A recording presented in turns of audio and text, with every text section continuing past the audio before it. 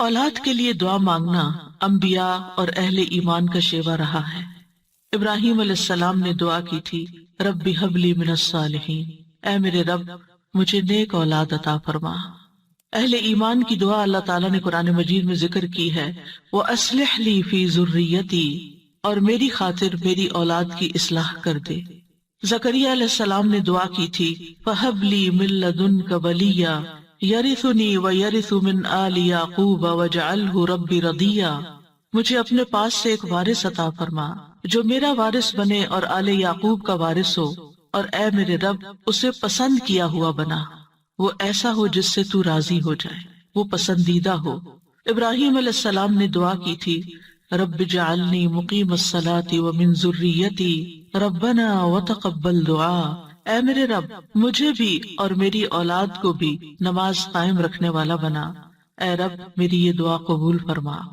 اہل ایمان ہمیشہ اپنی اولاد کے لیے دعا کرتے ہیں۔ سورۃ الفرقان کی جو آیات میں نے آپ کے سامنے پڑھی ہیں، یہ عباد الرحمن سے متعلق آیات ہیں کہ رحمان کے خاص بندے، رحمان کے پسندیدہ بندے اللہ تعالیٰ سے دعا کرتے ہیں کہ ربنا ہب لنا من ازواجنا وذریاتنا قرۃ اعین، کہ اللہ ہمیں اپنی ازواج سے اور اپنی اولاد سے آنکھوں کی ٹھنڈک عطا فرما۔ یاد رکھیے یہ دعا ہر صاحب ایمان کا شیوا ہے، ہر مومن کو یہ دعا کرتے رہنا چاہیے، چاہے ہماری اولاد نیک ہی کیوں نہ ہو، چاہے وہ فرما بردار ہی کیوں نہ ہو، چاہے وہ قرآن کی حافظ ہی کیوں نہ ہو، چاہے وہ دین کی عالم ہی کیوں نہ ہو، پھر بھی یہ دعا مانگتے رہنا چاہیے، اس لیے کہ دل رحمان کی دو انگلیوں کے درمیان ہوتا ہے، وہ جیسے چاہے انہیں پھیر سکتا ہے۔ ہمیں نہیں معلوم کہ آج اگر ہماری اولاد دین پر ہے تو کل اس کا مستقبل کیا ہوگا، اس لیے کبھی بھی اس بارے میں بے فکر نہیں ہونا چاہیے۔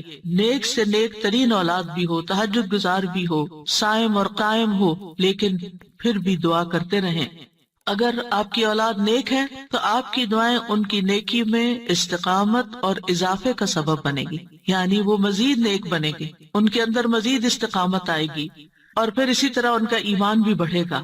اور اگر وہ نیک نہیں ہے اور اگر وہ آپ کی آنکھوں کی ٹھنڈک نہیں ہے تو اس دعا سے انشاءاللہ وہ آپ کی آنکھوں کی ٹھنڈک بنیں گے۔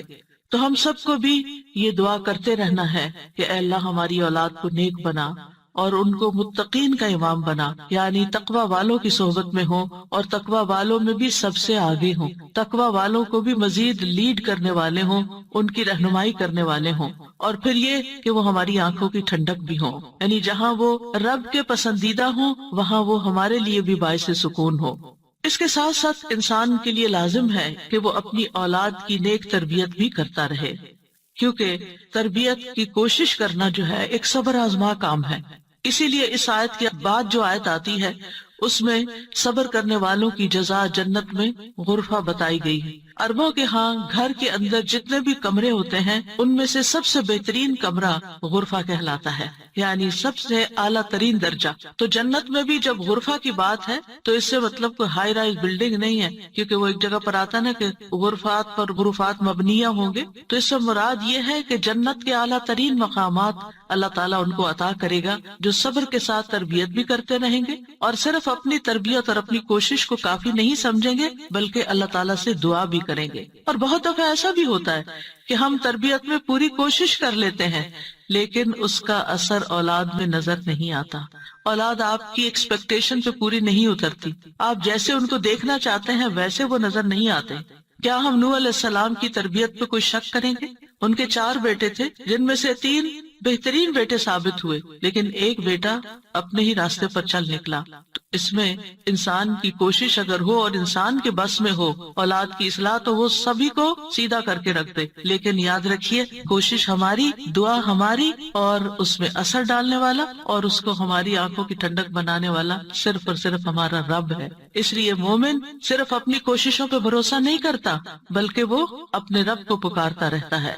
اور پھر عام طور پر یہ ہوتا ہے کہ ہم اس دعا کو اپنی دعاؤں کا حصہ نہیں بناتے. ہاں، جب اولاد کی طرف سے کوئی تکلیف پہنچتی ہے، جب وہ ہماری کوئی بات نہیں مانتے یا ہمیں ناراض کرتے ہیں، تو پھر ہمیں خیال آتا ہے کہ ہمیں دعا کرنی چاہیے کہ ان کی اصلاح ہو جائے اور یہ سیدھے ہو جائیں اور ہماری آنکھوں کی ٹھنڈک بن جائے. یاد رکھیے، یہ صرف اولاد کے بگاڑ کے وقت کی دعا نہیں ہے، بلکہ ہمیشہ یہ دعا کرتے رہنا چاہیے. اپنی روزمرہ زندگی کی خاص دعاؤں میں اس دعا کو شامل کر لیں. اپنی نمازوں میں، سجدوں میں، قبولیت کے اوقات میں اپنی اولاد کے لیے دعا کریں، کیونکہ اولاد انسان کی محبوب ترین چیزوں میں سے ہے. جن کو اللہ نے اولاد کی نعمت سے نوازا ہے وہ اچھی طرح سمجھ سکتے ہیں کہ ہماری زندگی میں اولاد کا کیا مقام ہے. یعنی جب تک انسان والدین نہیں بنتا، ماں باپ نہیں بنتا، وہ اس بات کو سمجھ ہی نہیں سکتا کہ اولاد کیا چیز ہوتی ہے. کیونکہ انسان زندگی میں مختلف چیزوں سے محبت کرتا ہے، مختلف چیزوں کے ساتھ انسان کا لگاؤ ہوتا ہے، مختلف کام یا مختلف چیزیں اس کو پسند آتی ہیں.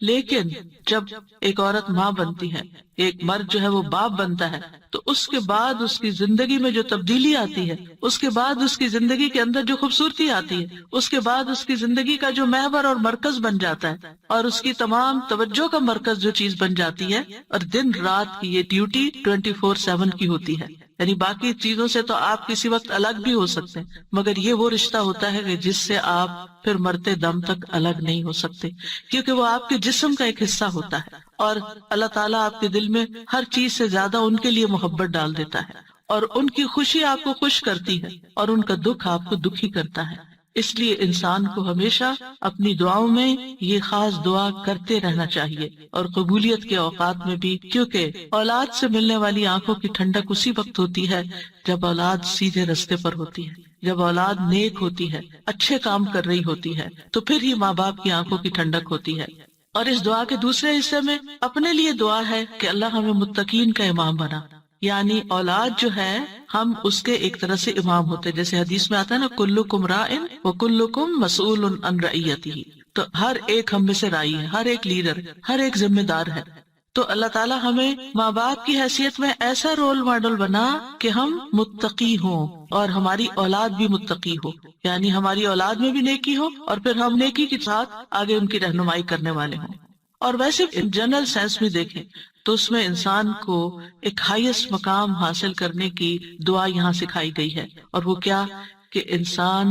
ایسا انسان ہو کہ جسے دیکھ کر لوگ متقی بن جائیں. یعنی دوسرے لفظوں میں یہ کہ نیکیوں میں سبقت کرنے والے ہوں، نیکیوں میں آگے بڑھنے والے ہوں، تاکہ دوسرے لوگ بھی ہمیں دیکھ کر نیک بن جائیں. مثلاً اگر ایک مرد اول وقت میں مسجد میں جا کر نماز پڑھتا ہے تو اس کے بچوں پر اس کا کیا امپریشن ہوگا.